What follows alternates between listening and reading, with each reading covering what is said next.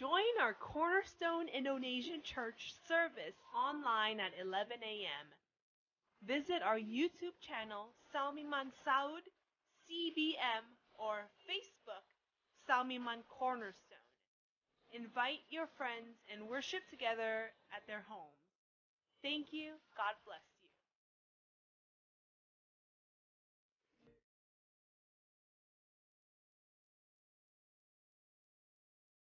Teman-teman, dalam rangka memperingati Hari Ibu, kita ada beberapa teman-teman yang ketemu untuk men-share akan Hari Ibu. Selamat Hari Ibu untuk semua ibu-ibu di Cornerstone Church dan dimanapun berada. Terlebih untuk ibu-ibu muda, karena belajar dari sesama teman di gereja itu saya rasa sangat bermanfaat. Kita belajar dari ibu-ibu yang sukses, tetapi juga ibu-ibu yang gagal, supaya kita belajar supaya tidak kita gagal, tetapi kita juga bisa sukses di dalam Tuhan. Saya mengucapkan Happy Mother's Day atau Selamat Hari Ibu kepada ibu-ibu yang ada di Cornerstone maupun semua ibu-ibu teman-teman saya yang ada di San Francisco, juga yang di Indonesia juga ya. Saya juga banyak teman-teman di Indonesia, spesially buat teman-teman yang alumni saya yang dari Santa Ursula. Semoga dengan umur yang sekarang ini kita semua akan sehat-sehat selalu, apalagi dengan COVID-19. Kita mesti jaga stamina, jaga diri. Kalau nggak perlu jangan keluar. Kebetulan saya memang nggak keluar sama sekali udah 2 bulan. Saya mengucapkan selamat Hari Ibu bagi ibu-ibu Cornerstone, ibu-ibu di mana saja berada. Semoga Hari Ibu ini membawa hikmat yang tersendiri untuk kita, di mana kita dihargai sebagai ibu yang sudah berperan dalam mendidik anak-anak kita ya. Sekali lagi mengucapkan selamat Hari Ibu. Tuhan memberkati. Saya punya ada tulisan buat ngucapin selamat Hari Ibu buat ibu-ibu yang ada di seluruh Amerika, di seluruh dunia lah gitu, untuk ngucapin selamat Hari Ibu. Ya, untuk ibu-ibu, Happy Mother's Day, Tuhan memberkati semuanya. Kiranya ibu-ibu makin cinta pada Tuhan, mendapatkan sukacita dan kekuatan daripada Tuhan, dan selalu hidup takut pada Tuhan. Menjadi contoh di dalam keluarga dan juga involved di dalam kehidupan keluarga anak-anak. Okay, yeah, I mean, Happy Mother's Day to all of you guys. And then, yeah, Auntie, Tante Doko and Tante Lena, yeah, and my mom, obviously. Oh, yeah, and every mother in Cornerstone Indonesian Church. Thank you for cooking. Untuk ibu-ibu dimanapun berada, Happy Mother's Day. Ya. Ya, happy selalu. Happy Mother's Day. Happy Mother's Day. Happy Mother's Day. Sekali lagi Happy Mother's Day. Mother's Day. Ya. Oke, bye-bye ya. Sampai ketemu ya. Sampai ketemu. Makasih ya untuk doanya. Happy semuanya. Thank you. Thank you.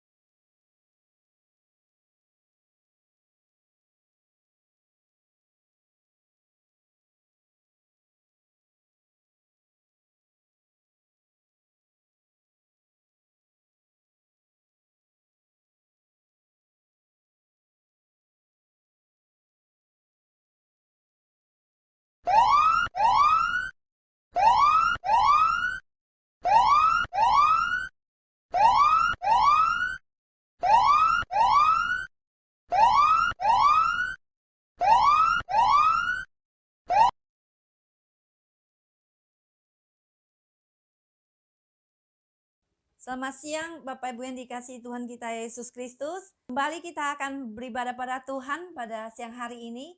Mari saudara sekalian kita persiapkan hati kita dengan masuk kepada saat teduh.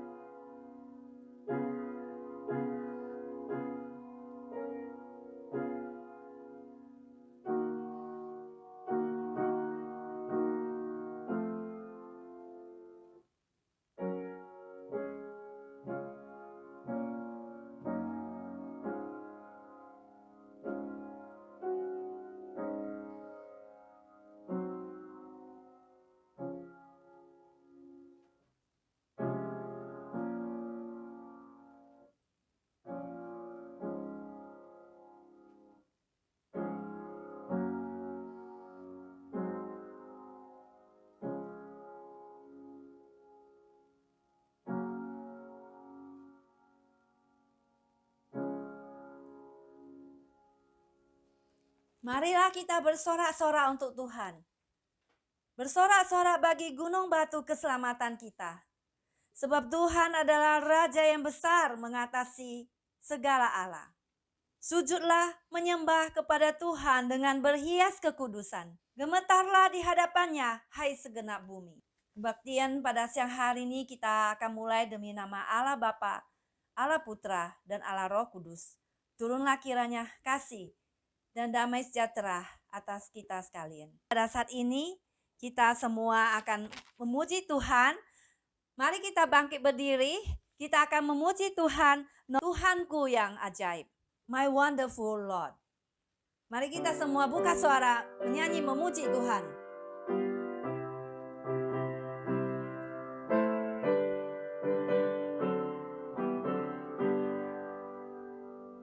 Hatiku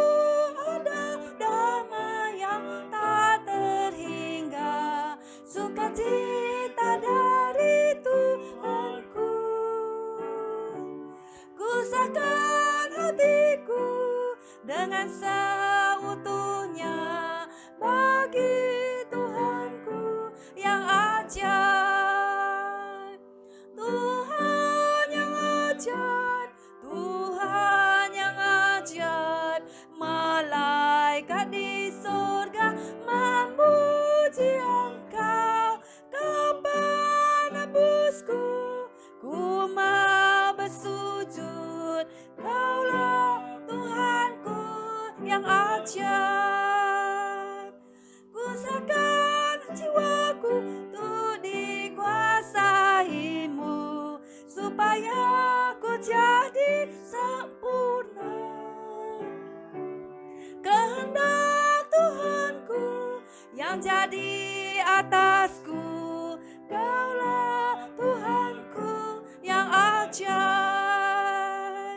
Tuhan yang ajaib, Tuhan yang ajaib, malaikat di surga memuji Engkau.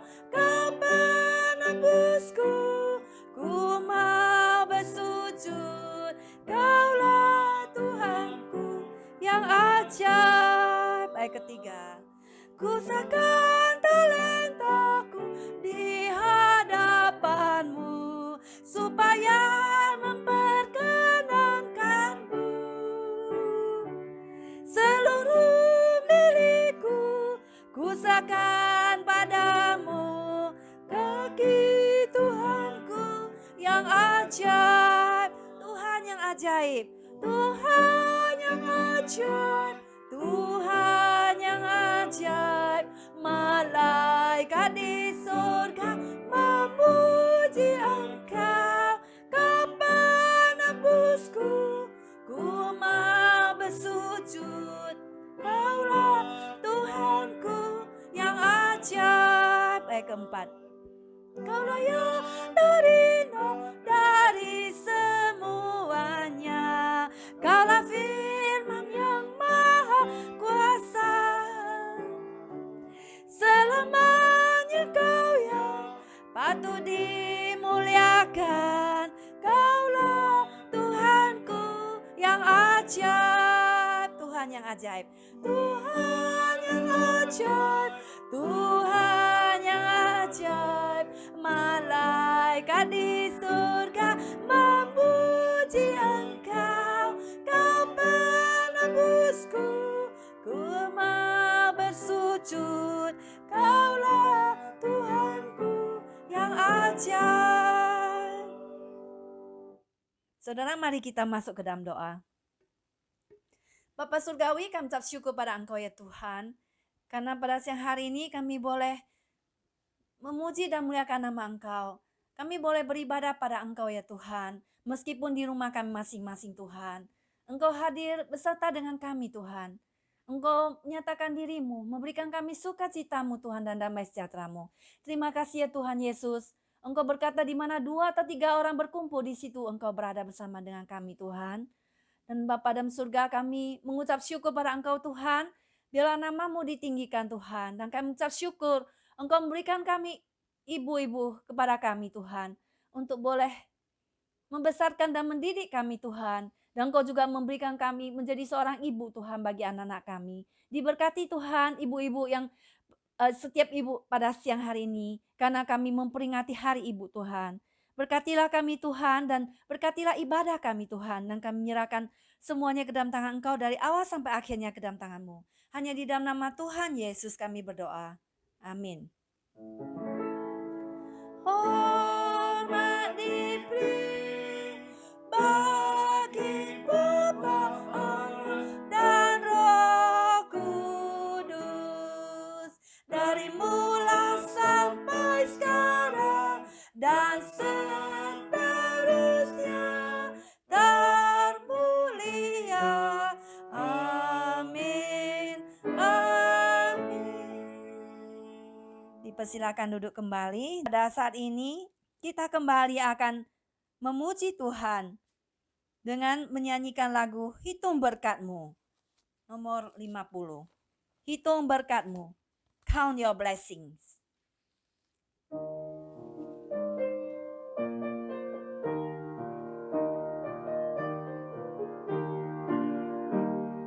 Bila gelombang kehidupan menimpa, hati jadi takut dan putus asa. Jangan lupa berkat Tuhan hitunglah, pasti kau mencengang akan karyanya. Hitung berkat satu persatu, dan lihatlah karya Tuhanmu. Hitung berkat satu persatu, hitung berkat yang melimpah padamu. Adakah beban menekan dan salib yang kau pikul melelahkan? Hitung berkatnya pastilah kau lega. Kau kan bergerak dan terus memujinya. Hitung berkat satu persatu, dan lihatlah karya Tuhanmu. Hitung berkat satu persatu, hitung berkat yang melimpah padamu. Bila kau memandang harta orang lain, ingat janji Kristus yang lebih permana. Hitung berkat Tuhan yang tak terbeli, pahala di surga yang tak terberi. Hitung berkat satu persatu, dan lihatlah karya Tuhanmu. Hitung berkat satu persatu, hitung berkat yang melimpah padamu. Keempat, dan pergumulanmu di dunia, jangan khawatir, Tuhan akan beserta. Yang mengembukannya menjaga, membimbing, menghiburmu sampai surga. Hitung berkat satu persatu, dan lihatlah karya Tuhanmu. Hitung berkat satu persatu, hitung berkat yang melimpah padamu. Saat ini kita akan sama-sama bangkit berdiri. Kita akan mengucapkan pengakuan iman rasuli kita. Pengakuan iman rasuli. Aku percaya kepada Allah, Bapa yang Maha Kuasa, Khalik langit dan bumi, dan kepada Yesus Kristus, anaknya yang tunggal, Tuhan kita, yang dikandung daripada Roh Kudus, lahir dari anak darah Maria, yang menderita sengsara di bawah pemerintahan Pontius Pilatus, disalibkan mati dan dikuburkan, turun ke dalam kerajaan maut. Pada hari yang ketiga, bangkit pula dari antara orang mati, naik ke surga, duduk di sebelah kanan Allah, Bapa yang Maha Kuasa, dan dari sana ia akan datang untuk menghakimi orang yang hidup dan yang mati.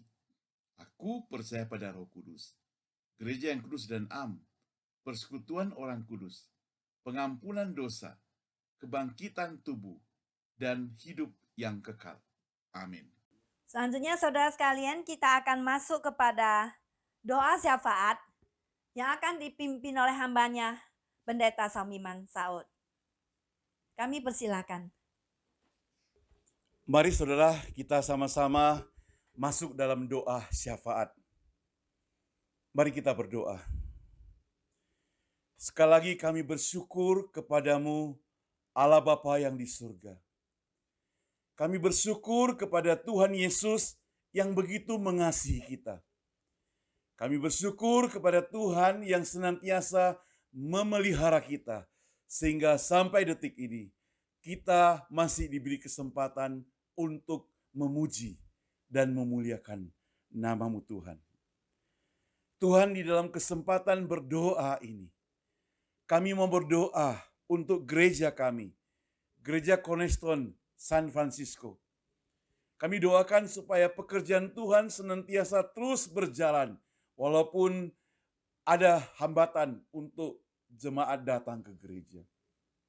Kami juga berdoa untuk pekerjaan Tuhan berupa sekolah Cornerstone Academy, biar Tuhan senantiasa memberkati sekolah ini.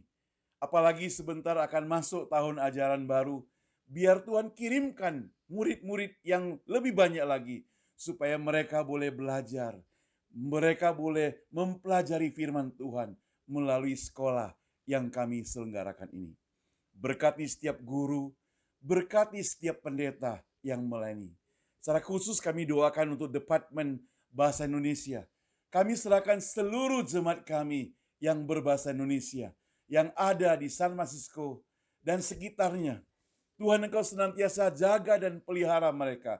Berikan mereka tubuh yang sehat. Jaga dan pelihara mereka, lindungi mereka Tuhan. Secara khusus bagi mereka yang harus bekerja pada saat sekarang ini, Tuhan spesial double melindungi, memelihara mereka. Dan bagi teman-teman kami yang mungkin kehilangan pekerjaan Tuhan, biarlah Tuhan Engkau berikan kesabaran kepada mereka, ketabahan, agar mereka boleh bersabar, menanti, cukupkan segala yang mereka butuhkan, sehingga tiba pada waktunya mereka akan mendapat pekerjaan yang lebih baik lagi Tuhan. Oh Allah Bapa kami di surga, kami juga senantiasa tetap berdoa untuk wabah penyakit yang senantiasa bertebaran ini Tuhan, di seluruh dunia. Oh Tuhan, Engkau nyatakan belas kasihan-Mu Tuhan, supaya setiap anak-anak-Mu boleh kembali kepadamu. Kalau kami berbuat salah Tuhan, biar kami boleh bertobat, kami boleh kembali kepadamu Tuhan, sehingga Engkau mengampuni setiap kami. Sehingga musibah ini segera berlalu, dan kami boleh dengan leluasa melaksanakan segala aktivitas kami kembali Tuhan. Tuhan Bapa kami di surga, kami tetap berdoa untuk jemaat kami yang lemah tubuh, sakit. Kalau ada Tuhan, biar Engkau sembuhkan mereka. Demikian juga untuk setiap teman-teman yang mendengar atau mengikuti kebaktian ini di mana saja, Tuhan dengarkan doa yang kami panjatkan ini. Biarlah mereka boleh disembuhkan. Bapa kami di surga, kami juga senantiasa berdoa secara khusus buat mereka yang sedang mencari pekerjaan, mereka yang sedang membutuhkan pekerjaan, yang pada saat krisis ini mereka kehilangan pekerjaan, atau mereka yang punya usaha tapi saat ini sedang goncang karena mereka tidak bisa menjalankan usaha mereka. Biarlah Tuhan Engkau senantiasa tambahkan kekuatan pada mereka. Engkau senantiasa berikan jalan keluar, kepada mereka Tuhan. Bapa kami di surga, secara khusus kami berdoa untuk negara yang di Amerika ini Tuhan. Untuk seluruh state yang ada di mereka, 50 state. Mereka semua Tuhan kami serahkan ke dalam tangan Tuhan. Berikan setiap masyarakat kesadaran akan kesehatan ini Tuhan. Sehingga mereka mau taat pada peraturan pemerintah. Supaya mereka mau taat pada peraturan. Supaya semua wabah ini cepat berlalu. Demikian juga di Indonesia Tuhan. Kami mau serahkan semua masyarakat di sana Tuhan, biar mereka juga taat pada peraturan pemerintah dan mereka mau jalan dengan sebaik-baiknya aturan-aturan sehingga wabah segera berlalu. Demikian juga untuk seluruh dunia, kami tetap berdoa untuk semuanya ini Tuhan. Kami sekali lagi Tuhan berdoa untuk kebaktian pada hari ini Tuhan, berkati setiap yang melayani, yang memimpin kebaktian, pemain musik. Demikian kami bersyukur untuk hamba Tuhan yang akan menyampaikan firman Tuhan. Dengar doa kami Tuhan. Berkati kami semua Tuhan. Oh Tuhan Bapa kami di surga. Kami akan menutup doa kami yang tidak lengkap ini Tuhan. Dengan doa yang diajarkan oleh Engkau Tuhan Yesus. Bapa kami yang di surga. Dikuduskan namamu, datanglah kerajaanmu. Jadilah kehendak-Mu di bumi seperti surga. Berikanlah kepada hari ini makanan kami yang secukupnya. Dan ampunilah kami kesalahan kami, seperti kami juga mengampuni yang bersalah pada kami. Dan janganlah membawa kami ke dalam cobaan, tapi lepaslah kami daripada yang jahat. Karena Engkau yang punya kerajaan dan kuasa dan kemuliaan sampai selama-lamanya. Amin. Saudara, sebelum kita mempersiapkan diri mendengarkan firman Tuhan, kita bersyukur hari ini ada seorang hamba Tuhan yang nun jauh daripada Amerika ini. Dia berada di Bandung. Namanya penginjil Lily Everin. Kami bersyukur di dalam segala kesibukan dia memenuhi undangan kita untuk menyampaikan firman Tuhan dalam rangka Hari Ibu. Ibu Lily Everin ini melayani di Gereja Kristen Indonesia Anugerah, jemaat yang ada di Bandung. Kiranya firman Tuhan yang akan disampaikan sungguh boleh jadi berkat. Mari kita mempersiapkan hati kita untuk mendengarkan firman Tuhan dengan nyanyikan sebuah puji-pujian yang akan kami nyanyikan sebagai pengantar kami masuk dalam kebaktian ini.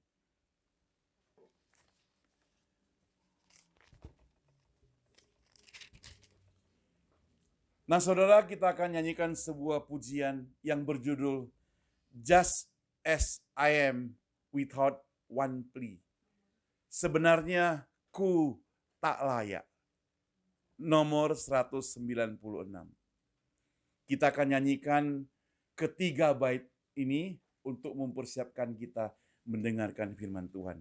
Dan bait ketiga kita akan nyanyikan dengan setengah suara. Saya harap semua ikut nyanyikan.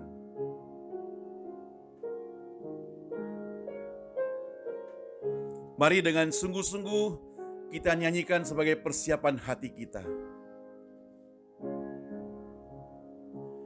Sebenarnya ku tak layak, namun ku diberi darah-Mu.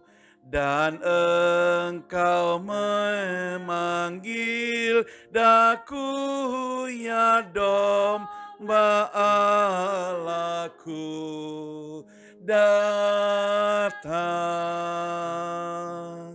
Kini ku datang padamu, sungguh aku tak berdaya. Hanya darah-Mu basuhku, ya domba Allahku, datang.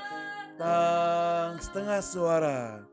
Dengan kasih Kau terimaku, sucikanku, selamatkanku.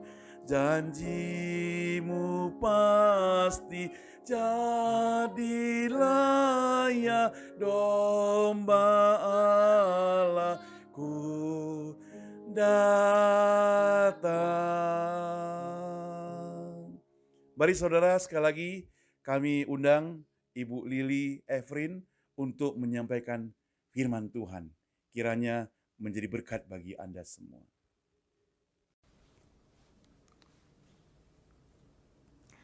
Shalom, salam sejahtera, salam sehat buat semua jemaat Tuhan dari Gereja Cornerstone Indonesia di San Francisco. Bahkan di tempat-tempat yang lain pada zaman seperti sekarang, zaman kekinian karena pandemi COVID-19.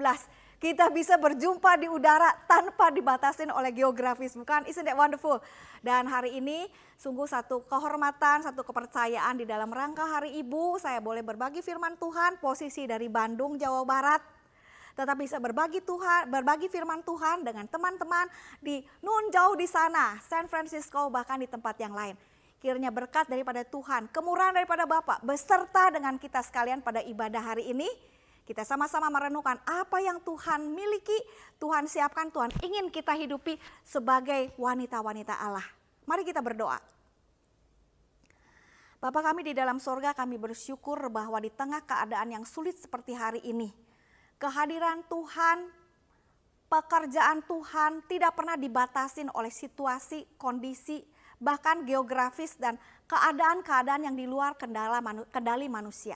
Kami mengucap syukur bahwa Engkau tetap mengizinkan jemaat Tuhan beribadah dengan segala macam cara di dalam situasi keterbatasan stay at home. Pembatasan-pembatasan untuk berkerumun, berkumpul sebagai bahkan gereja Tuhan. Tetapi kami boleh hadir bersama dengan Tuhan, memuji Tuhan bersama dengan jemaat Tuhan di mana saja untuk sama-sama bahkan terbuka mendengarkan sabda firman-Mu. Berbicaralah Tuhan, urapi baik hamba-Mu pun setiap orang yang saat ini haus dan rindu untuk mendengar firman-Mu. Kami siap untuk mendengar. Di dalam nama Tuhan Yesus kami berdoa. Amin. Di dalam saat seperti ini, dalam rangka tetap ingin merayakan, celebrate Hari Ibu, saya diminta oleh Bapak Saumiman, rekan hamba Tuhan, alumni Saat, untuk menyampaikan message bagi para wanita. Tidak ada hal yang lebih begitu memberi sukacita kepada saya, kecuali kesempatan-kesempatan seperti ini. Dan message yang ingin saya sampaikan yang Tuhan titipkan di hati adalah berkenaan dengan bagaimana kita sebagai wanita justru di dalam kondisi COVID-19 ini yang saya rasa paling mengalami dampak yang luar biasa. Betul apa enggak? Kalau dulu orang lain pergi ngantor, anak-anak pergi sekolah, kita ibu-ibu kalau nggak kerja di rumah kan punya waktu untuk pribadi walaupun ngurusin kerjaan di rumah. Tapi sekarang dari pagi, siang, sore, sampai malam, bukankah kita menjadi semakin lebih sibuk? Hampir tidak punya waktu untuk diri sendiri. Sementara rutinitas, tuntutan bekerja, rumah tangga, kebersihan, konsumsi domestik, seisi rumah, semuanya menjadi tugas yang menumpuk dan tidak ada habis-habisnya. Belum lagi efek kepada masalah emosi kita. Keletihan, kejengkelan, harus menahan diri, bersabar, sementara orang lain belum tentu bisa bersabar. Oh, menjadi wanita pada masa musim COVID seperti ini pasti tidak gampang. Bagaimana kita boleh berperan sebagai wanita, sebagai orang percaya, sebagai murid Kristus di tengah masa pandemi COVID-19. Siapa yang kita bisa jadikan acuan untuk kita belajar dari firman Tuhan?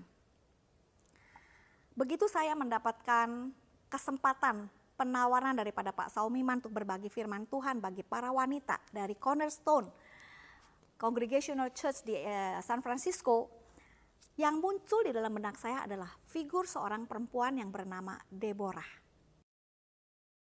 Ibu-ibu, bapak-bapak, saudara sekalian semua kenal bukan yang namanya Deborah? Mari kita buka bersama kitab Hakim-Hakim pasal yang keempat. Saya hanya akan mengutip sedikit saja tentang Deborah. Tercatat di dalam pasal keempat mulai daripada ayat yang ke-1 dan seterusnya. Pada waktu itu hakim sebelumnya bernama Ehud baru saja meninggal dunia dan orang Israel kembali melakukan apa yang jahat di mata Tuhan. Kita tahu bahwa masa di mana Deborah hidup, zaman hakim-hakim adalah zaman yang disebut kegelapan. orang Israel yang sudah keluar dari Mesir dipimpin masuk ke tanah Kanaan, sudah melewati masa keemasan pertama mereka memasuki Kanaan. Tapi setelah angkatan pertama meninggal seperti Joshua dan penatua-penatua, angkatan pertama meninggal, bangsa Israel mulai meninggalkan Tuhan dan peraturan-peraturannya. Firman Tuhan mengatakan mereka hidup sesuai dengan apa yang dipandangnya baik. Sehingga Tuhan mengizinkan mereka berkali-kali jatuh ke tangan orang-orang Kanaan di sekitar mereka. Salah satunya adalah pada zaman Deborah ini. Jadi ketika bangsa Israel kembali melakukan pula apa yang jahat di mata Tuhan, firman Tuhan mengatakan, lalu Tuhan menyerahkan mereka ke dalam tangan Yabin Raja Kanaan yang memerintah di Hasor. Panglima tentaranya adalah Sisera yang diam di Haroset Hagoyim. Lalu orang Israel berseru kepada Tuhan, sebab Sisera mempunyai 900 kereta besi dan 20 tahun lamanya. Dia menindas orang Israel dengan keras. Bayangkan situasi yang sulit, tertekan, tidak leluasa, terjajah walaupun mereka sudah ada di tanah perjanjian. Hidup mereka tidak nyaman, sehari-hari penuh ancaman. Keluar rumah selalu harus nengok kanan, nengok kiri, mengintip-ngintip di tempatnya sendiri. Karena siapa tahu ada tentara musuh, ada pasukan musuh yang bersembunyi dan bisa menangkap mereka, menganiaya mereka, merampas mereka, menjarah mereka. Can you imagine, bahkan perempuan-perempuan gak bisa keluar seenaknya. Mereka bisa ditangkap, diperkosa, dilecehkan dan lain sebagainya. Jadi kehidupan tidak nyaman sekali, makanya bangsa Israel berseru-seru kepada Tuhan. Dan firman Tuhan mencatat dengan luar biasa. Pada waktu itu, pada waktu zaman kegelapan, zaman yang sulit, bangsa Israel sebagai umat Allah tidak memiliki kemerdekaan untuk hidup sebagai umat Allah di tanah perjanjian yang dijanjikan Tuhan kepada nenek moyang mereka. Pada waktu itu firman Tuhan mengatakan ada seorang bernama Deborah. Dan Deborah dikatakan sebagai seorang nabiah, istri Lapidot, memerintah sebagai hakim atas orang Israel. Luar biasa bukan? Dia biasa duduk di bawah pohon korma Deborah antara Rama dan Betel di pegunungan Efraim. Dan orang Israel menghadap dia untuk berhakim kepadanya. Dan dia menyuruh memanggil Barak bin Abinoam dari Kades di daerah Naftali lalu berkata kepadanya, bukankah Tuhan Allah Israel memerintah demikian? Majulah, bergeraklah menuju Gunung Tabor dengan membawa 10.000 orang Bani Naftali dan Bani Jebulon bersama-sama dengan engkau. Dan aku akan menggerakkan Sisera panglima tentara Yabin dengan kereta-keretanya dan pasukan-pasukannya menuju engkau ke sungai Kison. Dan aku akan menyerahkan dia ke dalam tanganmu. Nanti saya jelaskan bagaimana peranan Deborah yang luar biasa sebagai wanita yang hidup di zaman kira-kira 3-4 ribu tahun yang lalu. Zaman yang dikatakan wanita itu masih jauh sebelum zaman Siti Nurbaya bahkan. Kok ada wanita model kayak begini? Ya.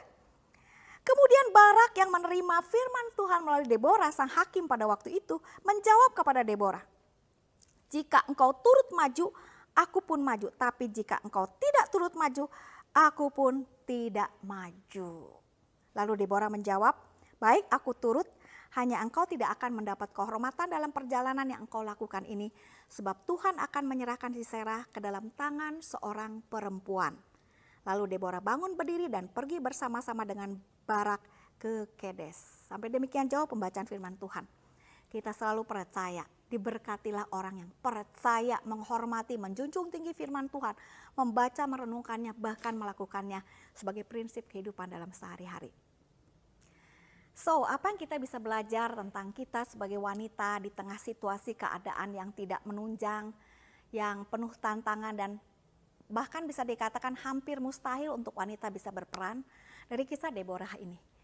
Saya katakan tadi bahwa zaman hakim-hakim itu ada sekitar 2000 tahunan sebelum Tuhan Yesus lahir. Berarti dari sekarang itu udah hampir 4000 tahun. Satu zaman yang sebetulnya mungkin wanita dianggap sama sekali belum siapa-siapa. Tapi firman Tuhan tidak pernah memandang wanita sebagai satu figur ciptaan kelas 2, bukan? Wanita diciptakan Allah sebagai pribadi yang memiliki gambar dan rupa Allah sama dengan laki-laki. Bahkan kepada wanita dikatakan Tuhan memberikan kepada mereka peranan sebagai seorang Ezer, penolong yang membawa hati Allah. Allah percayakan kapasitasnya kepada wanita untuk boleh berperan mendampingi Adam sebagai pria, sebagai pemimpin di dalam kehadiran mereka di muka bumi. Apa yang kita belajar daripada Deborah dari kisah Hakim-Hakim pasal yang keempat? Firman Tuhan mencatat dengan jelas seorang Deborah dikatakan satu, dia seorang nabiah. Seorang yang bisa mendengar suara Tuhan, peka dengan firman Tuhan dan menyampaikannya kepada umat Allah, orang Israel. Perhatikan waktu itu keadaan bangsa Israel banyak dalam keadaan yang mengikuti jalan hidupnya masing-masing. Jadi jarang ada orang yang menerima firman Tuhan, semua mengikuti jalannya sendiri-sendiri yang belum tentu benar. Tetapi Deborah hadir, memiliki hubungan pribadi dengan Tuhan, menjaga hubungan pribadi dengan Tuhan, dan menerima satu peran yang luar biasa sebagai seorang nabi perempuan Tuhan dan bersabda dan diterima, diakui, dicatat dalam sejarah. Amazing bukan? Seorang nabiah. Ya, dihormati dan dihargai. Punya tempat prakteknya sendiri bahkan dikatakan. Bukan cuma nabiah, dia juga seorang dikatakan tetap disebut istri lapidot. Jadi memiliki peran dalam rumah tangganya juga. Nama suaminya disebutkan, bukan lapidotnya sebagai misalnya suami Deborah, enggak. Dia adalah istri lapidot. Luar biasa bukan catatan firman Tuhan, tidak pernah ada yang kebetulan. Dan yang ketiga catatan firman Tuhan dikatakan dia sekaligus juga berperan sebagai seorang hakim. Seorang yang memiliki otoritas untuk menjadi penengah, untuk menjadi penentu benar dan salah yang terjadi di dalam masalah-masalah moral, hukum, keadilan di antara masyarakat yang hidup sejaman dengan dia. Bayangkan 4.000 tahun dari sekarang ada seorang wanita sudah berperan sedemikian luar biasa. Dan kalau kita lihat di mana dia berperan, kapan dia berperan membuat kita lebih terperangah. Dia berperan di tengah masa kegelapan. Saya katakan tadi bahwa zaman hakim-hakim itu zaman kegelapan. Orang antara percaya dan tidak menghormati Tuhan. Tahu ada Tuhan, percaya ada Tuhan, tapi hatinya jauh dari Tuhan. Perkataan mereka, sikap mereka tidak selalu menghormati Tuhan. Di zaman seperti ini, ada seorang wanita bisa berperan, bersuara, berdampak, diakui oleh masyarakatnya. Bukankah itu wonderful, amazing bagi saya? Bahwa wanita bisa berperan kapan saja, di mana saja, dalam keadaan sesulit apapun. Bukan cuma dia berperan di tengah keadaan masa kegelapan. Firman Tuhan mencatat dengan jelas bagaimana dia bisa bermitra dengan Barak, pemimpin yang ditunjuk oleh Tuhan. Barak disebutkan dengan jelas adalah panglima perang orang Israel. Panglima perang loh. Deborah hanya istri lapidot. Ya, dia seorang hakim dan nabiah. Tetapi berbanding dengan panglima perang sepertinya nggak sebanding. Tapi firman Tuhan mencatat bagaimana Tuhan bersabda melalui Deborah untuk membangkitkan kepemimpinan Barak supaya bisa memimpin bangsa Israel mengalahkan orang Kanaan yang sudah menindas mereka 20 tahun. Dan firman Tuhan mencatat luar biasa. Waktu Barak menerima firman Tuhan, mestinya dia bilang, oke, ini peneguhan nih, kita udah gak sabar nih. Kalau Tuhan suruh saya memimpin berperang, Tuhan yang suruh saya maju, yes, kita akan berperang, kita akan menang, merdeka. Barak mengatakan, tunggu dulu. Deborah, kalau kamu gak turun bareng sama saya gak mau turun ke lapangan loh memimpin pasukan. Kamu harus ikut, baru saya ikut. Coba saudara pikir, kira-kira ini ungkapan apa? Kayaknya bagi sebagian orang kayaknya dalam hati mulai bilang, dasar Barak, meskipun panglima hatinya kalah sama Deborah, rada-rada pengecut mungkin gitu ya, rada-rada pecundang. Masa panglima kalah, mesti didampingin seorang perempuan, walaupun dia nabi hakim tapi didampingin perempuan, gak bisa perang sendiri. Saudara, masalahnya bukan begitu.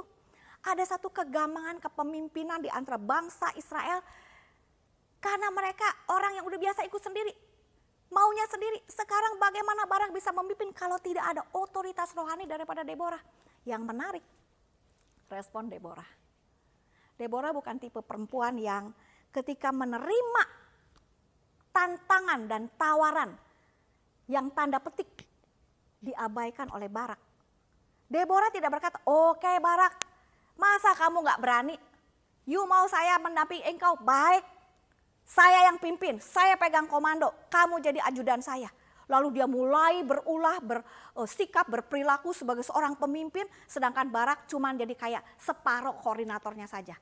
Ternyata Deborah tidak bersikap begitu. Di dalam pembacaan berikutnya saudara akan melihat Deborah tetap memberikan peran kepemimpinan kepada Barak yang memimpin pasukannya dengan luar biasa. Dan Deborah berperan, firman Tuhan mengatakan, bukan sebagai panglima perang tandingan daripada Barak, tetapi sebagai mitra Barak yang hadir menjadi ibu bagi bangsanya. Dalam pasal yang kelima ada catatan yang menarik, dikatakan bahwa tadinya semua orang diam-diam aja, cuek-cuek aja, sampai Deborah bangkit sebagai ibu bagi bangsanya.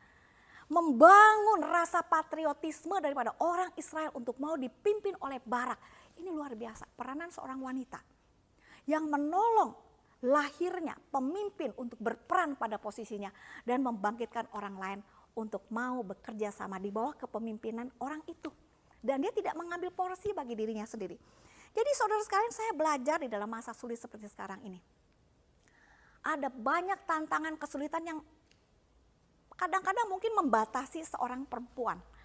Tapi kisah Deborah memberikan kepada saya inspirasi yang selalu berbicara dengan kuat.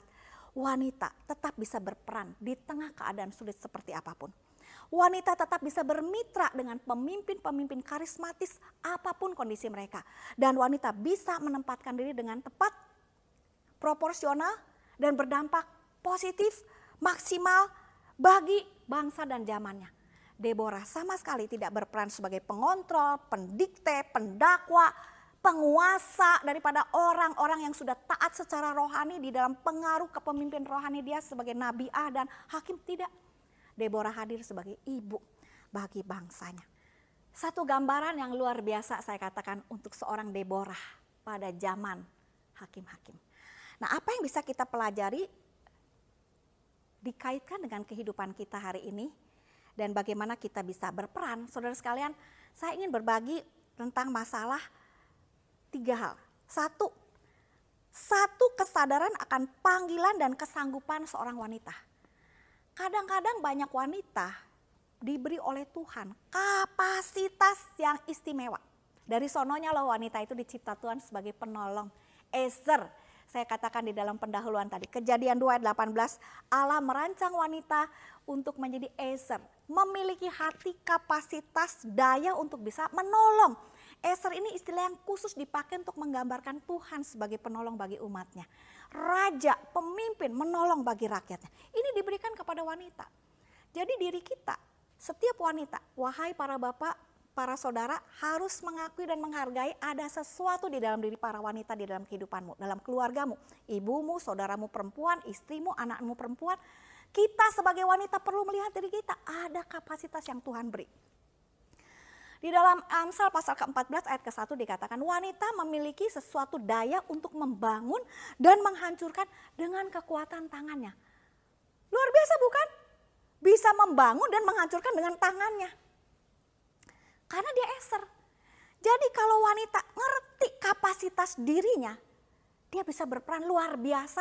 Tapi kalau salah mengenali bisa membahayakan juga karena dia bisa menghancurkan dengan kekuatan tangannya. Ya. Itu sebabnya kita perlu tetap sadar dengan panggilan seorang perempuan di dalam Efesus pasal kedua ayat 10 bahwa terhadap setiap perempuan, terhadap diri kita yang menjadi perempuan saat ini, khususnya di dalam hari ibu, panggilan peran kita sebagai wanita di tengah keluarga dan masyarakat, Tuhan punya rencana untuk kita boleh berperan hadir seperti yang Tuhan inginkan. Jangan lupakan kapasitas kita. Kita harus menggali dan mengenalinya. Tetapi menjadi seorang yang menemukan, mengakui kapasitas dirinya sebagai wanita yang punya daya melakukan sesuatu sebagai Ezer. Menjadi realita seorang wanita yang sungguh-sungguh berfungsi, berperan sesuai dengan kesadaran kapasitas dirinya. Seperti Deborah, dia tahu, dia punya karunia sebagai nabiah, dia punya kepercayaan peran, panggilan hidup juga sebagai seorang hakim. Dia juga menjadi ibu rumah tangga, antara kapasitas dirinya dengan realita dia bisa hadir di tengah keluarga, di tengah masyarakat. Itu masih ada satu proses ya, nggak langsung jadi begitu bukan? Ya kan? Nggak tiba-tiba lahir terus jadi seorang bisa jadi nabi, bisa jadi hakim. Nggak, kan ada prosesnya. Nah, di antara seseorang menyadari dirinya sampai berperan nyata, berdampak bagi komunitasnya, itu perlu ada yang saya sebutkan keputusan di dalam proses belajar dan hidup. Keputusan bahwa ketika melihat ada satu kesempatan, peluang, kebutuhan, tantangan, tuntutan, dan kita menemukan kita punya sesuatu, nggak banyak, sedikit, untuk bisa menyatakan peduli, untuk bisa menyatakan partisipasi kita terlibat. Itu perlu keputusan, saudara. Keputusan untuk apa? Keputusan untuk saya mau peduli dan saya mau terlibat. Jadi Deborah tidak serta-merta jadi. Tapi dia ketika melihat bangsa Israel tercerai-berai, kurang petunjuk, kurang kepemimpinan, dia mulai hadir dan mencoba mungkin berbicara sedikit. Tambah lama kok apa yang dia sampaikan berdampak, dia mulai berkembang. Dan mulai berperan lebih. Dia punya tempat khusus untuk selalu duduk dan menjawab pertanyaan orang. Mendampingi pergumulan orang. Sehingga orang tahu tempat di mana dia selalu hadir untuk siap membantu banyak orang. Jam berapa dia ada di situ. Deborah tahu kapan dia harus di situ, kapan dia pulang karena dia punya keluarga. Keputusan untuk peduli dan terlibat. Dan yang ketiga, ketika seorang wanita sudah memutuskan untuk peduli dan terlibat, menemukan dirinya, kapasitasnya, mengembangkannya, dan melihat ternyata itu betul-betul berhasil. Di sini ada yang ketiga. Ini kunci yang bagi saya merupakan satu hal yang menentukan seseorang menjadi penolong yang membangun atau akhirnya menjadi seorang yang bukan menolong tetapi perongrong, penyongsong, pendorong yang menjatuhkan. Yaitu keseimbangan untuk bisa tetap menata diri, keluarga, dan relasi. Sebagai seorang wanita, sebagai seorang istri, sebagai seorang ibu, sebagai seorang mitra kerja, sebagai pemimpin, atau hanya sebagai karyawan pekerja tetapi punya karisma lebih. Kesadaran untuk menjaga keseimbangan di dalam situasi hidup itu penting. Akan menentukan apakah seorang wanita jadi seorang yang membangun atau meruntuhkan. Nah, Bapak Ibu saudara yang dikasih oleh Tuhan, dan khususnya para wanita yang dikasih oleh Tuhan, hari ini di dalam rangka Hari Ibu, di dalam masa situasi pandemi COVID-19 yang kita tahu menjadi sesuatu yang menakutkan, menggentarkan, mencemaskan, menggoncangkan seluruh dunia. Saudara dan saya ada dalam situasi yang berbeda. Saya di Indonesia, di Bandung, di Jawa Barat. Saudara sekalian dan ibu-ibu yang sekarang menonton ada di dalam kota, tempat yang berbeda, bukan?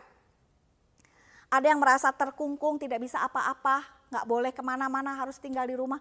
Ada yang lingkungannya masih mengizinkan wanita bisa keluar bekerja, bahkan tanda petik berkeliaran untuk melakukan perannya di tengah masyarakat atau kebebasan dirinya. Pertanyaannya adalah bagaimana kita akan hadir di dalam situasi seperti itu. Pelajaran dari Deborah bagi saya mengingatkan bagaimana kita bisa hadir di zaman ini dengan tepat. Yang pertama, tidak membiarkan diri terbelenggu oleh situasi dan kondisi. Deborah hidup di dalam era patriarkal, di mana pria dianggap lebih utama dari wanita. Tetapi kita melihat Deborah tidak membiarkan itu membatasi dan mengunci dirinya. Deborah tetap menggali dan mengembangkan karunia dan panggilan hidupnya. Saya percaya saat ini, apapun keadaan di sekitar kita, bagaimanapun situasinya yang disebabkan oleh COVID, ataupun oleh masalah-masalah situasi kehidupan yang lainnya. Deborah mengingatkan kepada kita sebagai wanita di zaman ini. Wanita kekinian yang betul-betul mengenal Allah dan hidup dengan firman Allah dan mengandalkan Allah adalah wanita yang tidak membiarkan diri terbelenggu oleh situasi dan kondisi.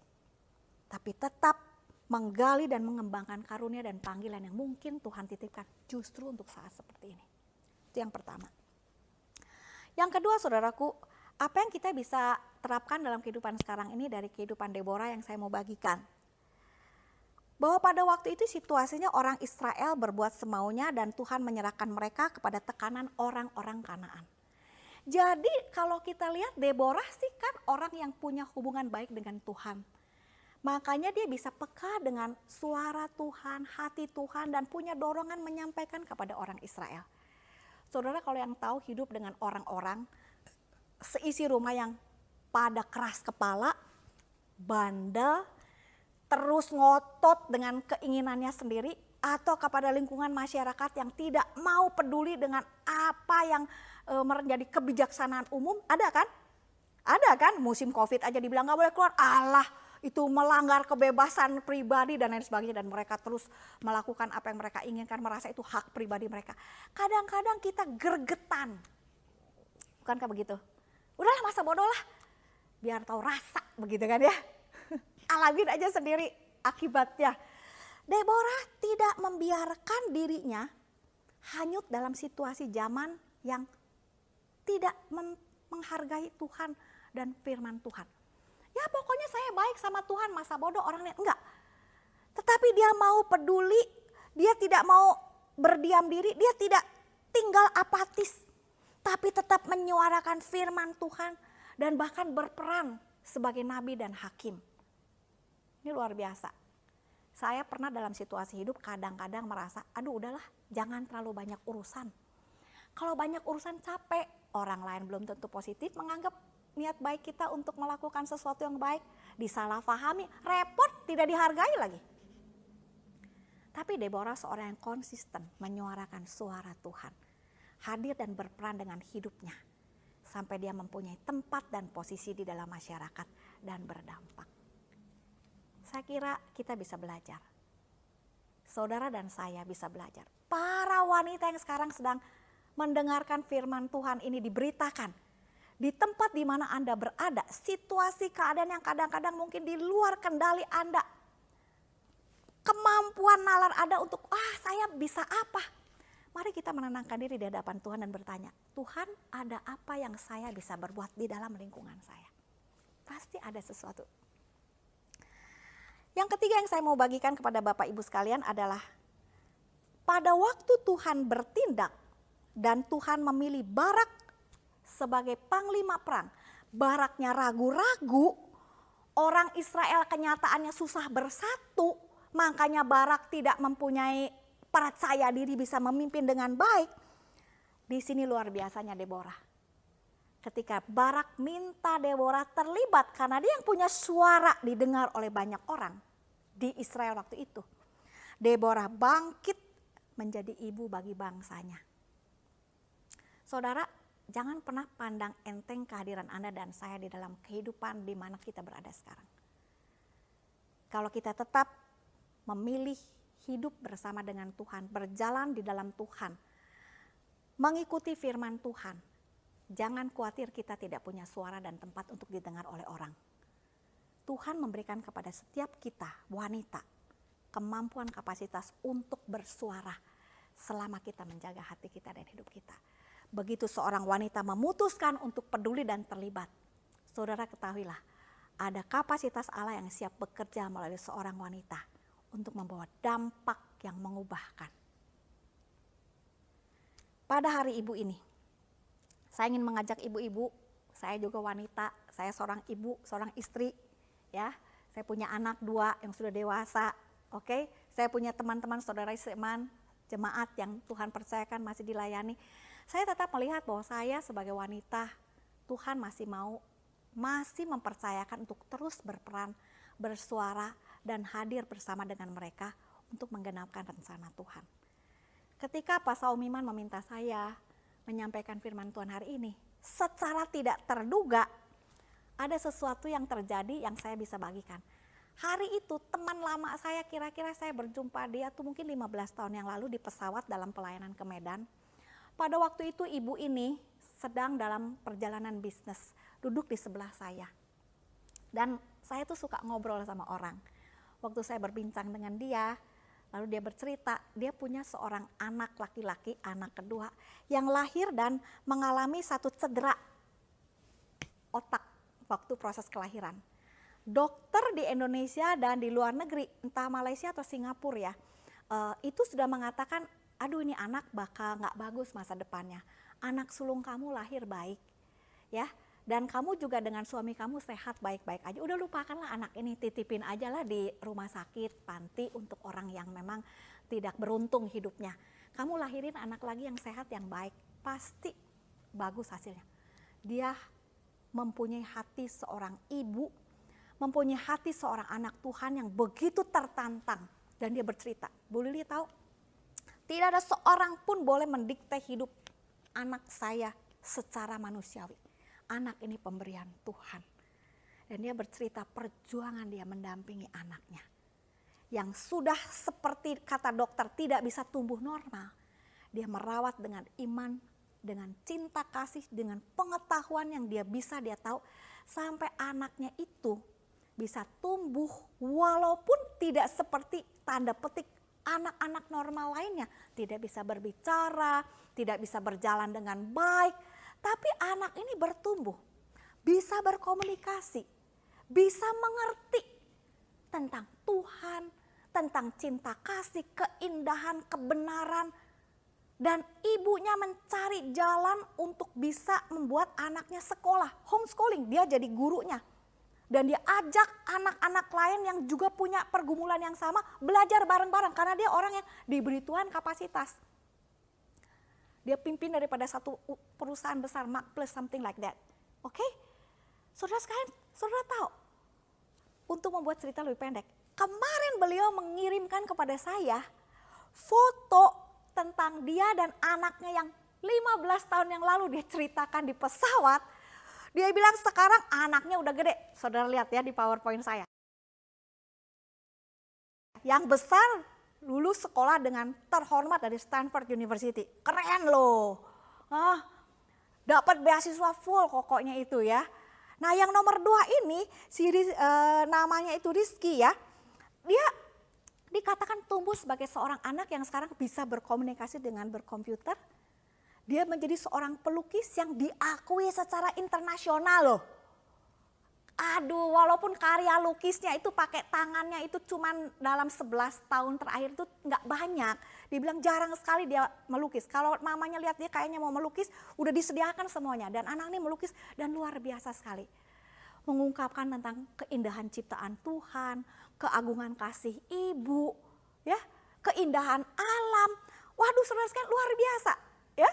Saudara saya berikan, sorry tadi namanya Randy anaknya, yang besar namanya Ricky ya. Randy ini ternyata menjadi seorang yang dikatakan oleh maminya menjadi guru besar saya. Luar biasa ya, seorang ibu yang membuat keputusan untuk membesarkan anaknya. Dan belajar dari pengalaman bersama dengan anaknya menjadi seorang wanita yang inspiratif untuk anak-anak lain yang punya pergumulan yang sama, untuk ibu-ibu lain yang punya pergumulan yang sama dan perjuangan yang sama seperti dirinya, dan untuk keluarganya sendiri. Saat ini mereka hidup dengan penuh kemenangan dan sukacita. Dan kemarin tiba-tiba dia mengirimkan kepada saya, Bu Lili, tiba-tiba saya teringat sama ibu dan terpikir untuk memberikan link yang muncul di salah satu majalah ya di luar negeri yang menceritakan kesaksian daripada teman saya Vivi Jericho dan Randy anaknya yang dikatakan sebagai penderita cerebral palsy. Namun berkat usaha ibunya yang pantang menyerah, dia menunjukkan kemajuan yang signifikan. Dan oleh karena berbagai pelajaran hidup yang dia peroleh selama merawat dan mengurus Randy, sang ibu menyebut buah hatinya ini sebagai guru besar kehidupannya. Satu wanita bisa berperan secara luar biasa untuk kehidupan anaknya yang dianggap secara manusia, bahkan oleh dokter, gak akan jadi apa-apa dan siapa-siapa. Keadaannya muskil dan mustahil. Saat ini pandemi membuat banyak orang mungkin lumpuh, tidak tahu mau ngapain, bisa apa. Perjalanan hidup Anda dan saya, mungkin saya tidak tahu berapa banyak wanita yang menyaksikan, para bapak yang menyaksikan perjalanan ibunya atau mungkin mendampingi seorang pasangan hidup atau anak perempuannya, mempunyai perjalanan yang tidak mudah. Saudara, mari pada hari ibu ini kita belajar dari firman Tuhan. Ada Tuhan yang memberikan kapasitas kepada seorang perempuan. Ada Tuhan yang punya rencana untuk kehidupan seorang perempuan. Ada Tuhan yang sanggup berkarya melalui seorang perempuan untuk berdampak bagi orang lain, di keluarganya, di lingkungannya. Oke, saya akan mengakhiri pembagian firman Tuhan hari ini, renungan hari ini dengan sedikit kesaksian-kesaksian pribadi, tidak dengan maksud untuk menonjolkan apapun, bukan. Saya hanya mau mengatakan bahwa saya bukan siapa-siapa, saya bukan wanita yang spesial istimewa, saya sekolah juga biasa-biasa saja, lulus SMA, masuk sekolah Alkitab. Saya tidak punya gelar apa-apa kecuali lulusan saat malang. Lalu mengikuti suami saya yang suka belajar, yang suka sekolah, jadi ikut-ikutan, tanda petik saya ini suka bilang korban paksaan suami. Jadi ikut sekolah di Amerika, belajar Mandarin di Taiwan, begitu kan. Jadi serba sedikit adalah belajar ke sana ke sini, begitu ya. Tetapi yang saya mau bagikan kepada teman-teman sekalian adalah Tuhan memberikan kepada kita kapasitas kalau mau belajar. Tidak ada yang tidak bisa dipelajarin. Kalau kita mau belajar, tidak ada hal dan kesulitan apapun yang tidak bisa diatasi. Kalau saya sekarang di dalam usia yang sudah mau 60 sebentar lagi. Dan tahun lalu, dua tahun yang lalu ya ternyata, udah 2 tahun, suami saya sudah pensiun secara struktural dari pelayanan gerejawinya. Saya mengikuti beliau, kami sekarang kembali ke Indonesia setelah 1 tahun di Amerika, membantu jemaat kecil di Bandung Selatan. Saya menengok ke belakang, saya menyaksikan tangan Tuhan yang merajut hidup saya sebagai seorang wanita, sebagai seorang istri, sebagai seorang ibu, sebagai seorang hamba Tuhan, sebagai seorang saudara seiman. Dan saya melihat tidak ada yang tidak bisa dilakukan kalau kita izinkan Tuhan berkarya. Ya, saya di dalam hidup ini diizinkan Tuhan mengalami banyak hal yang baik. Tapi Tuhan izinkan juga mengalami banyak hal yang penuh pertanyaan. Pada waktu beberapa tahun yang lalu, 2011, seorang anak kami yang kedua, anak laki-laki, itu perjalanan hidupnya itu banyak cerita. Dan ketika Tuhan memberikan peluang dia bisa studi, hampir lulus, mengalami musibah. Dia sakit, lalu kemudian mengalami sesuatu kejadian yang tidak nyaman. Dan itu menjadi ganjelan bagi hidup saya dan suami saya. Selama dari 2011 sampai dengan 2000 tahun lalu itu 18, 19 begitu kan. Kapan ya Tuhan menyatakan maksud baiknya mengizinkan sesuatu yang tidak nyaman terjadi dalam kehidupan dia. Dan pada waktu saya kembali ke Amerika, pertanyaan gelap yang membatasi di dalam hati saya seperti awan gelap seakan-akan terbuka.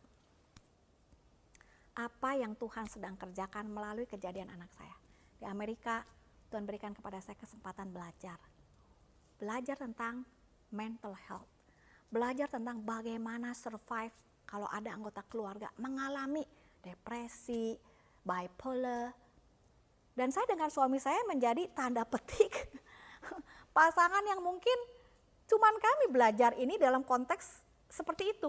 Bisa bawa pulang ke Indonesia dan memulai sesuatu pelayanan yang sebelum COVID sebetulnya akan memulai sesuatu yang pelayanan di Indonesia, di Bandung khususnya dengan teman-teman, bagaimana membangkitkan kesadaran tentang mental health di dalam kehidupan keluarga, pelayanan, bekerja. Karena 1 dari 4 orang dewasa di seluruh dunia menurut standar WHO pernah sedang akan mengalami pergumulan mental, kesehatan mental yang akan mempengaruhi hidupnya, hidup masa depannya, hidup keluarganya, dan hidup orang lain di sekitarnya. Saudara, kalau bukan Tuhan yang membantu menghadapi situasi yang sulit, saya tidak tahu bisa jadi perempuan seperti apa. Berhenti pelayanan, kecewa, putus asa. Tapi saya bersyukur Tuhan setia. Tuhan memberikan kepada saya kekuatan, keberanian untuk maju bersama dengan Tuhan dan menemukan Tuhan hadir. Pada waktu saya menemukan pengalaman dengan putra saya itu ternyata punya rencana Tuhan yang baik. Kami mau pulang ke Indonesia dengan harapan lebih besar bersama dengan putri saya dan mantu saya. Tuhan izinkan dalam saat terakhir kami di Amerika sebelum pulang ke Indonesia, tragedi terjadi dengan menantu kami. Dia mengalami kecelakaan dan meninggal dunia. Dan itu berefek berat untuk putri saya. Saudara bayangkan, saya mengalami situasi-situasi sulit yang tidak bisa saya lukiskan dengan kata-kata. Emotionally saya susah menggambarkannya. Kalau ngalamin masalah COVID, nggak boleh itu bagi saya nggak terlalu masalah besar. Ada hal-hal lain yang belenggu membatasi hati ini ketika menghadapi situasi-situasi kehilangan, kesedihan, pergumulan putri saya. Oh, saudara sekalian, speechless saya. Tapi sekali lagi saya melihat Tuhan itu Allah yang hidup, yang memberi kekuatan, mendampingi saya, putri saya, untuk bisa menghadapi semuanya dengan baik. Ada banyak hal yang unusual di dalam hidup ini. Saya mesti belajar, saya mesti kuat, dan saya mesti tabah. Bahwa saya tetap berdiri bersama Tuhan, di dalam Tuhan, karena Tuhan, oleh Tuhan, untuk Tuhan. Sehingga semua orang yang mengalami pergumulan yang berat boleh berkata ada Tuhan yang hidup bisa menolong kita. And it's real. Saya bisa berdiri sekarang untuk berbagi firman, berbagi bahu, berbagi pelukan. Sekarang nggak boleh pelukan ya, physical distance. Tetapi berbagi moral support secara real, otentik dengan mereka yang mempunyai pergumulan yang kadang-kadang tidak bisa diceritakan kepada orang lain. God is real. Di dalam keadaan secara pergumulan emosi itu banyak beban, kena COVID, apakah kita menjadi orang, aduh kita udah capek ya ngurusin diri sendiri, keluarga sendiri gitu kan, masalah sendiri, udahlah gak ada waktu untuk ngurusin orang lain. Saudara, kalau kita punya hati peduli dan mau terlibat, Tuhan itu luar biasa. Masih bisa kita menjadi mitra Allah. Di dalam 2-3 bulan terakhir, khususnya ketika merebak virus corona ini mengakibatkan dampak yang sangat tidak nyaman kepada banyak orang. Saya melihat bagaimana Tuhan masih bisa berkarya melalui banyak perempuan. Banyak wanita-wanita yang sederhana, tapi punya hati mau belajar. Saudara, tadi saya katakan saya melayani di satu jemaat kecil, bagian daripada gereja pelayanan kami sebelumnya GKI Anugerah di Bandung Selatan.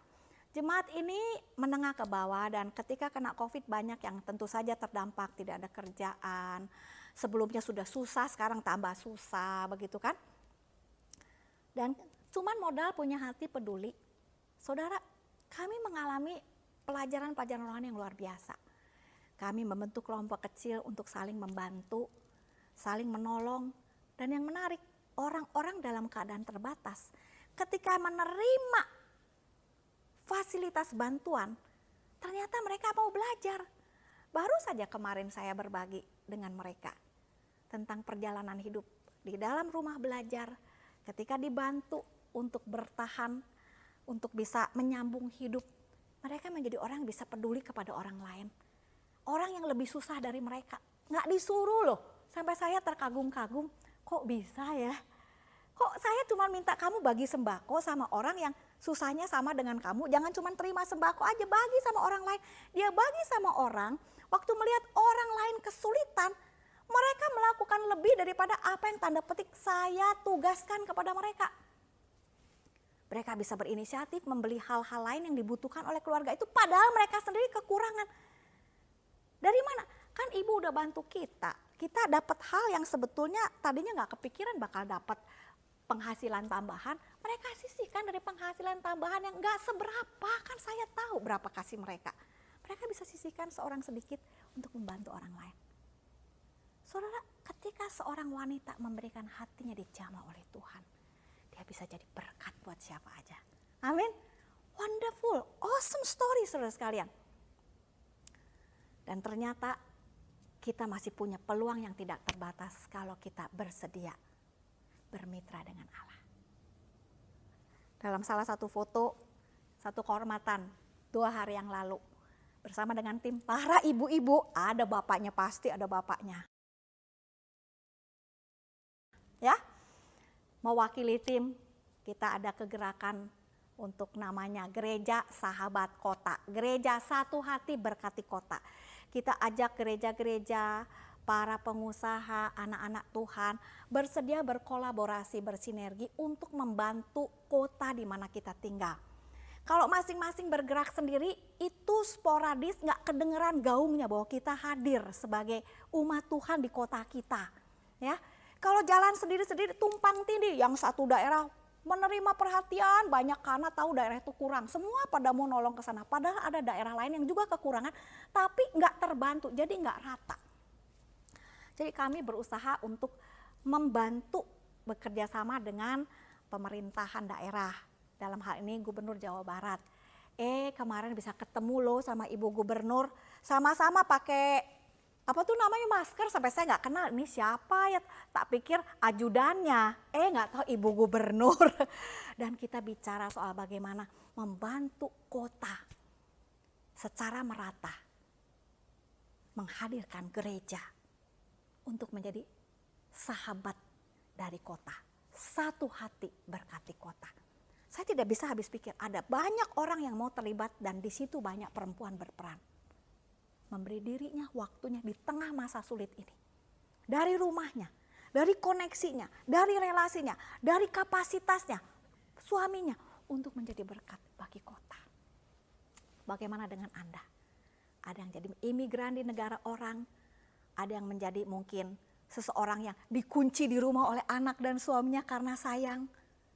Mari kita berpikir di hari Ibu ini. Untuk bersyukur kepada Tuhan, kita jadi wanita. Kita bersyukur Tuhan memberikan kepada kita wanita kapasitas menjadi seorang Ezer.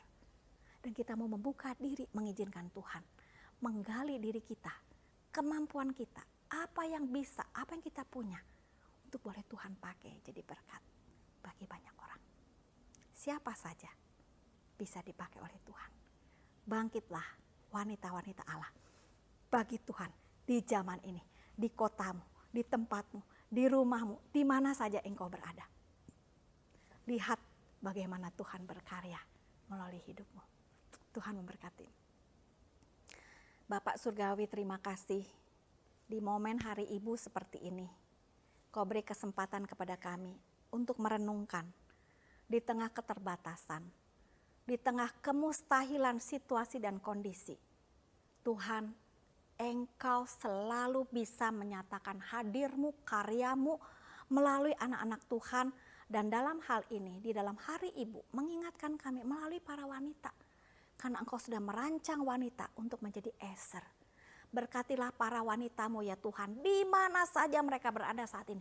Untuk boleh memberikan hatinya, dibentuk oleh Tuhan, dikuduskan oleh Tuhan, diperbaharui oleh Tuhan, dibangun oleh Tuhan, diberi kekuatan oleh Tuhan untuk boleh berkarya di mana mereka berada saat ini. Mulai dari posisi di mana mereka sekarang tinggal, bergumul, hidup, berjuang.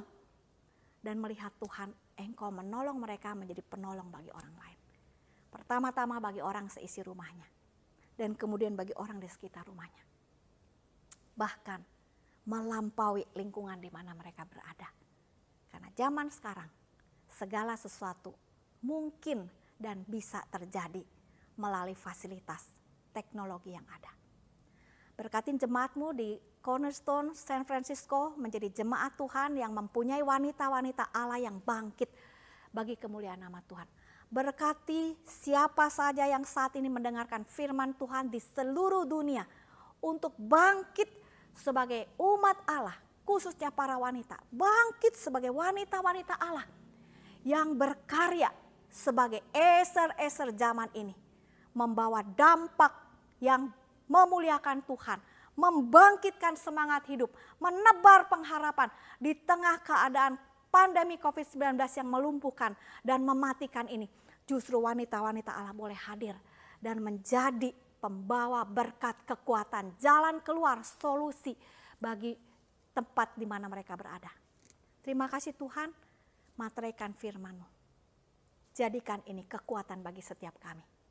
Mulai hari ini sampai COVID berlalu, bahkan sampai kami bertemu dengan Tuhan. Dalam nama Tuhan Yesus kami berdoa. Amin.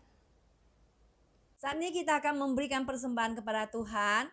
Mohon saudara persiapkan diri memberikan yang terbaik bagi Tuhan.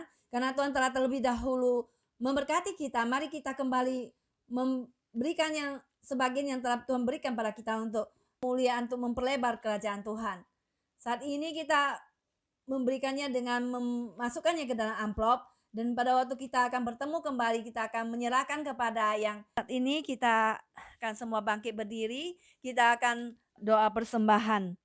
Mari kita berdoa. Bapa Surgawi, kami ucap syukur pada Engkau ya Tuhan, karena Engkau telah begitu baik pada kami. Engkau tidak pernah meninggalkan kami ataupun menyanyiakan kami Tuhan. Pada waktu kami berseru, Engkau selalu menjawab kami Tuhan. Terima kasih Tuhan. Dan pada saat ini Tuhan, kami memberikan kembali kepada Engkau Tuhan. Biarlah Engkau memberkati tangan-tangan yang telah memberinya Tuhan. Dan Engkau memberkati pekerjaan mereka. Dan Engkau akanlah yang mencukupkan kebutuhan mereka Tuhan.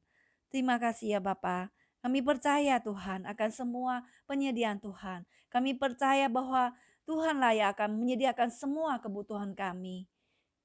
Dan tidak akan meninggalkan kami Tuhan. Terima kasih Tuhan Yesus, berkatilah kami semua. Dalam nama Tuhan Yesus kami berdoa. Amin. Pada saat ini kita bangkit berdiri. Kita akan menyanyikan lagu doksologi disertai doa berkat dan amin song.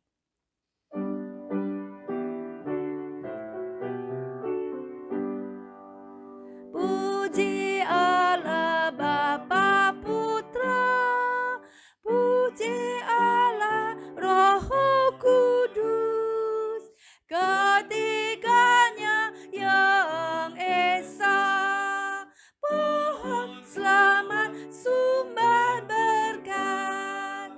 Amin.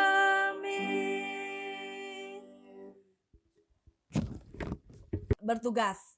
Nah, saat ini mari kita mempersiapkan diri, kita menyanyikan lagu 279, memperkenankan hati Tuhan. To be a man after God's heart.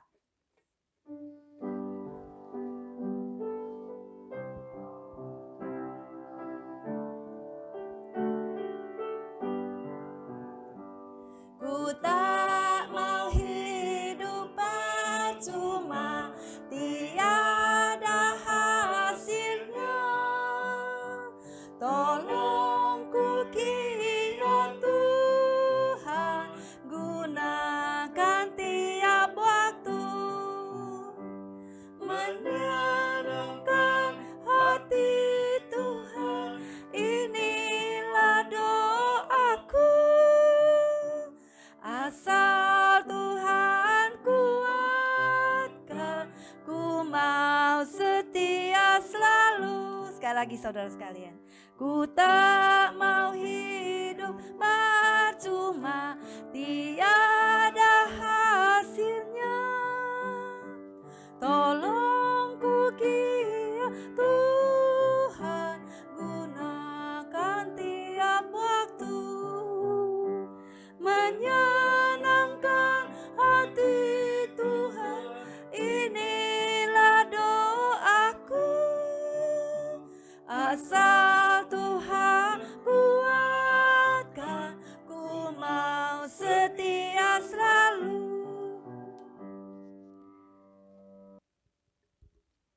Jemaat yang mengasihi dan dikasihi Tuhan, mari terimalah berkat Tuhan. Kasih dari Allah Bapa, anugerah dan keselamatan dari Yesus Kristus, pertolongan dan penghiburan dari Roh Kudus menyertai seluruh kehidupan saudara sekalian, menyertai kesehatan Anda, menyertai keluarga Anda, menyertai kerohanian Anda, menyertai pekerjaan Anda, menyertai rencana-rencana kehidupan Anda, seluruh hidup Anda, hari ini, besok, dan selama-lamanya. Amin. Amin. Amin.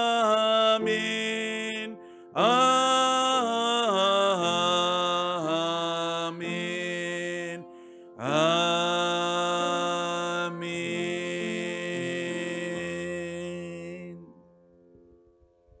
Tuhan memberkati kita sekalian, kebaktian selesai.